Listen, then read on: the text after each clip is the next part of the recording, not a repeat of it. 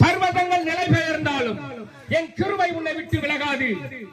கிருபை உன்னை விட்டு விலகாது. சமாதானத்தின் தேவன் தாமே உன்னோடு கூட இருப்பார். ஹல்லேலூயா.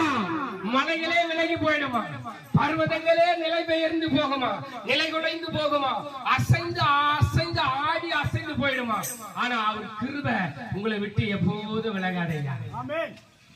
அதனாலதான் மலையை விலகும், பர்வதங்கள் நிலை பெயர்ந்தாலும் என் கிருபை உன்னை விட்டு விலகாது என்று சொன்னார். கிருபையில எவ்வளவு மகிமை இருக்குது பாருங்க. என் கிருபை உனக்கு போதும் சொன்னாரு. என் கிருபை போதும் சொன்ன ஒரு வார்த்தைக்கு பின்னாடி ஒரு அர்த்தம் இருக்குதுங்க.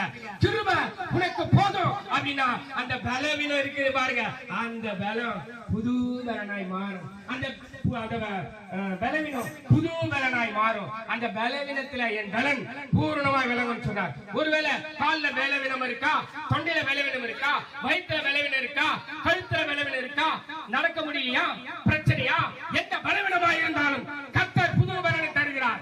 என் பலன் உனக்கு போதும், உன் பலவீனத்துல என் பலன் போதும் என்று சொல்லி வாக்கு கொடுத்த வல்லவர் உங்களோடு கூட இருக்கிறார்.